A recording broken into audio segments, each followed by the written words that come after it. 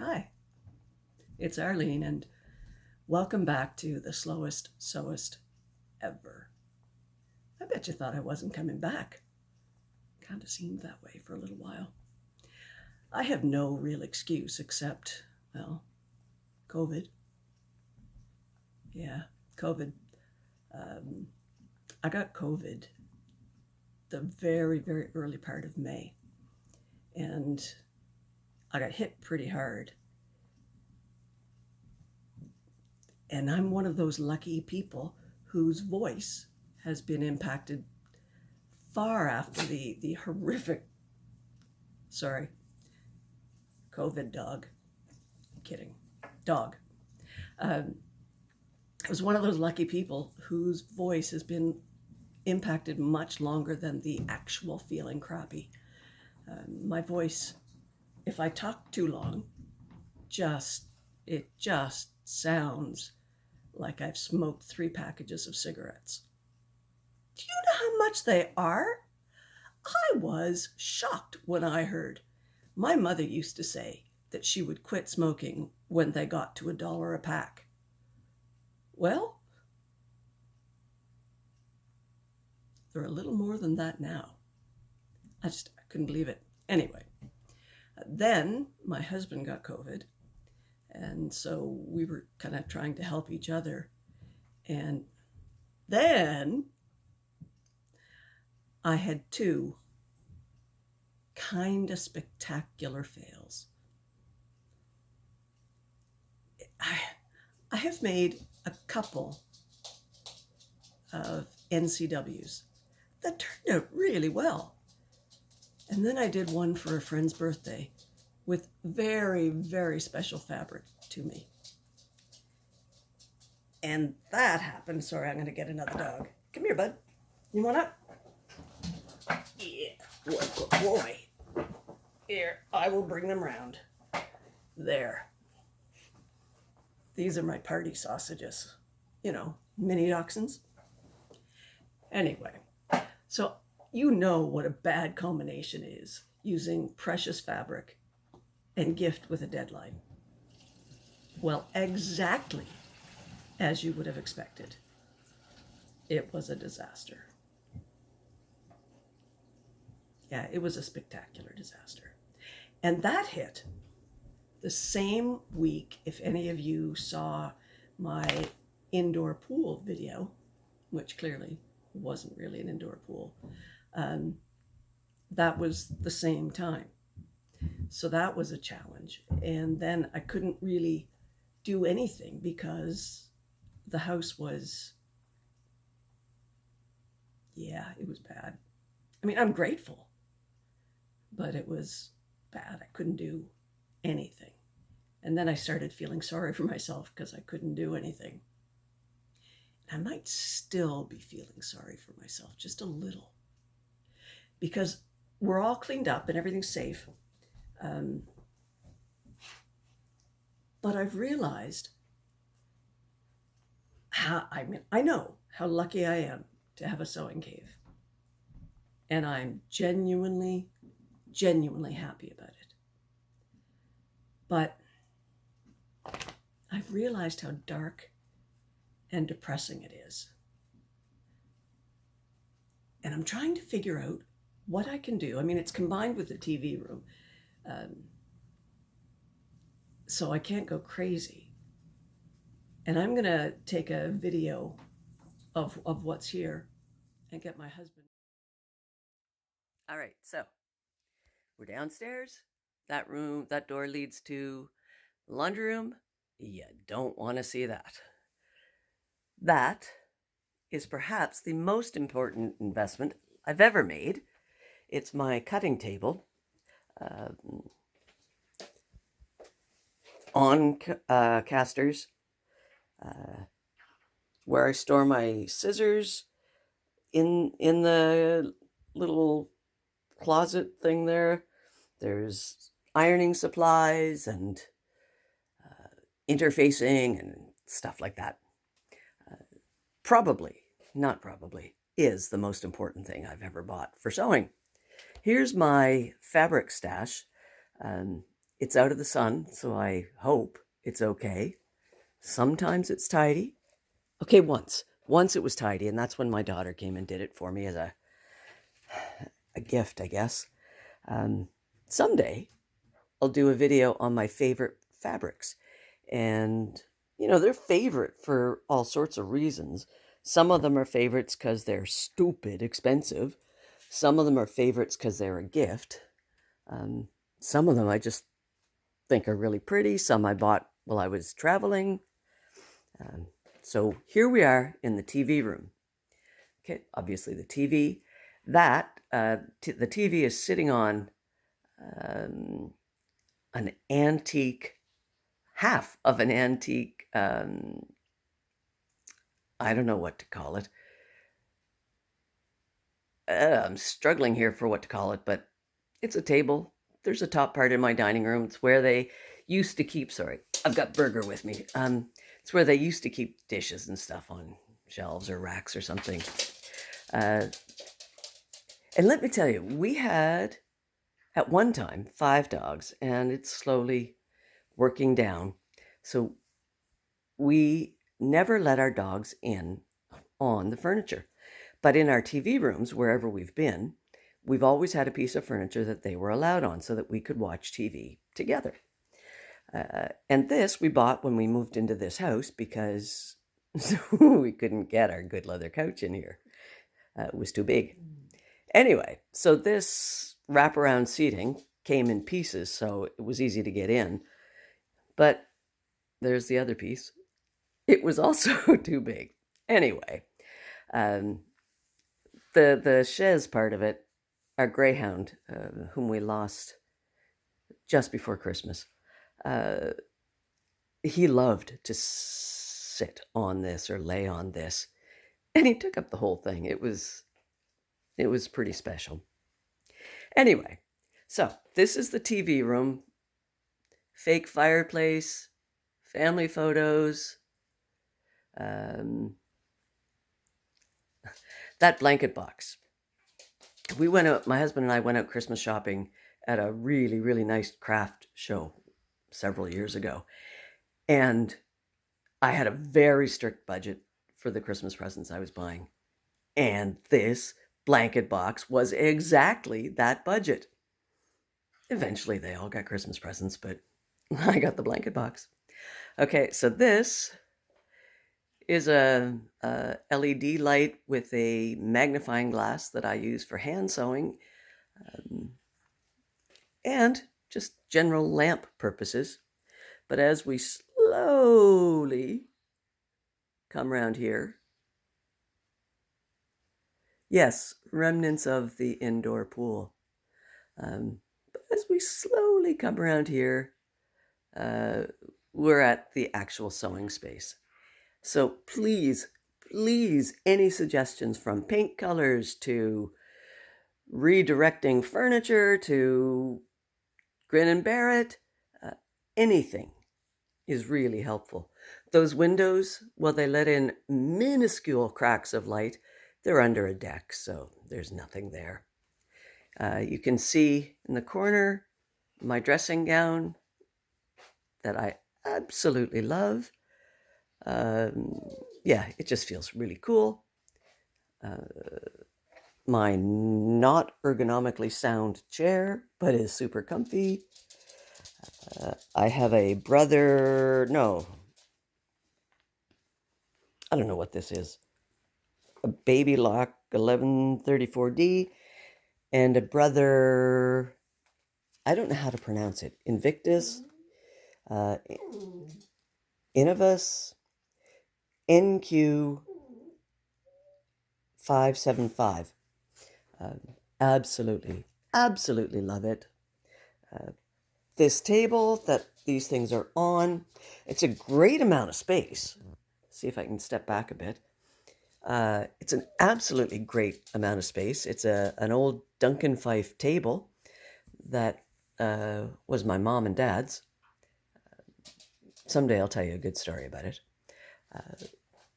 I don't have adequate pattern storage. I don't even know how to begin. And I don't know how to begin to organize these two Ikea rolling carts. Have no idea.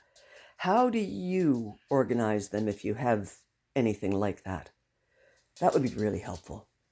Anyway, more remnants of the indoor pool that really wasn't.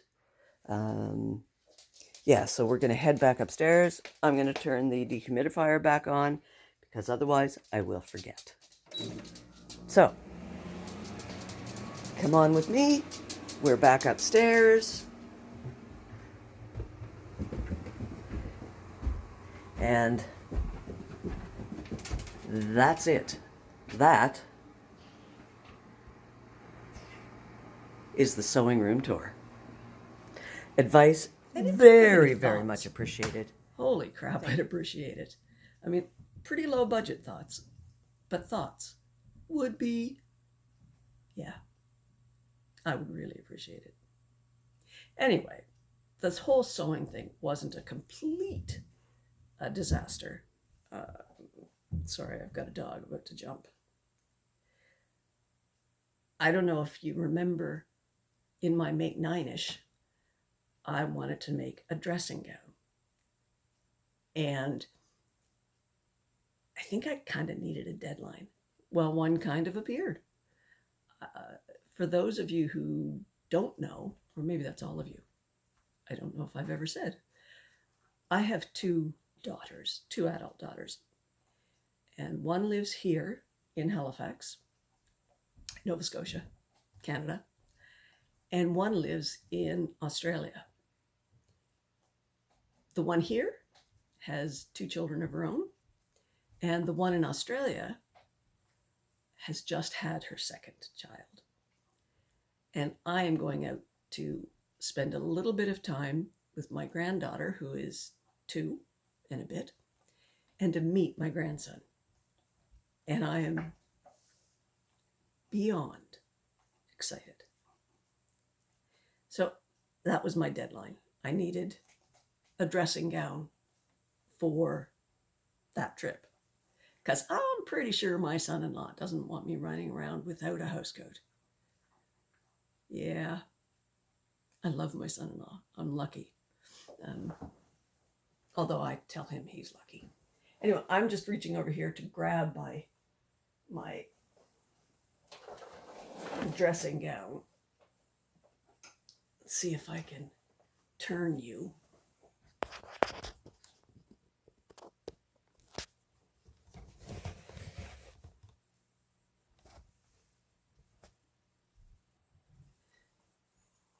Can you see it? And this part is quilted, which I've never done before. Yeah, let me see what else I can show you. Whoops. It's a full circle skirt. And I'll get my husband, sorry about this, I'm just trying to find, there we go. I know that's not exactly where it was, but sorry, it'll have to do. I'll get my husband to insert, well, I'm going to ask him to insert a picture of who I want to be and put it right here. And then if I know him, he'll follow it up with a picture, a video of who I actually am. It's not pretty. Anyway, I had some fabric left over and I made pajama bottoms, which is entertaining because I've never worn pajama bottoms. But I absolutely love them with the outfit. With the dressing gown on their own with a t-shirt. I might be stretching this a bit, but I feel like I could almost take them outside. Almost.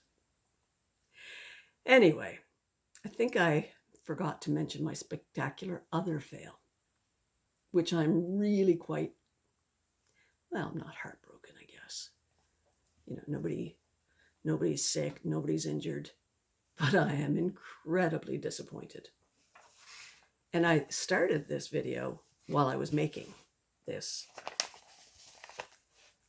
I have no idea what it is. I know it's simplicity. I know it's a jean style jacket or a trucker jacket, whatever. I took my glasses off so you wouldn't be blinded by the glare, but I'll put it in the description. I was so excited. I had fabric, relatively, not, break the bank kind of fabric, although I have some of those too, but relatively pricey fabric. Not precious, just pricey. And it was going really, really well. And then I got to the welt pockets. That's what killed me. And honestly, I didn't follow the directions in the envelope. I was watching the Mimi G and Norris, I'm sorry, I don't know his last name, sew along. And when I was first doing this video, I was singing the praises. It was fabulous. And really, it was pretty good. But about the time things got a little more complicated, around the welt pockets, I started realizing that he was using terms that weren't right. Like he was mixing up wrong side with right side and calling a pocket flap a welt. And I don't mean a welt pocket flap. I mean a flap over a bust pocket and those terms might be correct, but they're not what I've ever heard. So yeah, I mean, maybe if I had just used the written directions and used the sew along as a safety measure, yeah, that might have been better. And I'll try it again when I get back from meeting the little ones and seeing my daughter, whom I haven't seen since the first COVID lockdown. Those of you who have children who, for whatever reason, are no longer with you, you have a sense of how hard it is. At least I'm lucky. I get to see her soon. Anyway, that's all the sewing related stuff I wanted to show you. But again, as I often do, I have a question. I've mentioned in the past that Call the Midwife is one of my absolute favorite shows. And I think, in part, beyond its sweetness, is seeing a pretty reasonable representation of the 50s and 60s. At least I assume it's a pretty reasonable representation. One of the other things that I find so lovely about it is the women. They are beautiful, absolutely beautiful. And I'm talking about the midwives, a number of whom, if you don't know the show, a number of whom are more mature. Let's say that. Kind of like if anyone could ever describe me as mature.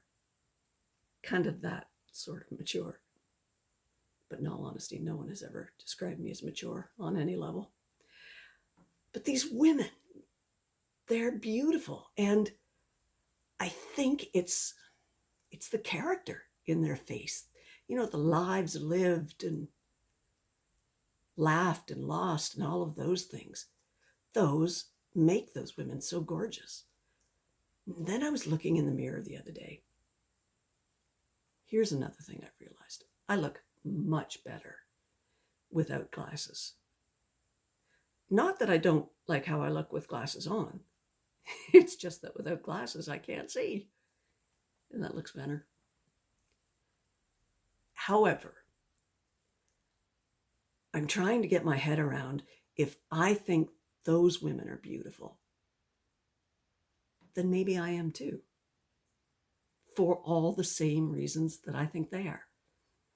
Because my face has character and, love and life and loss and living and all of those things.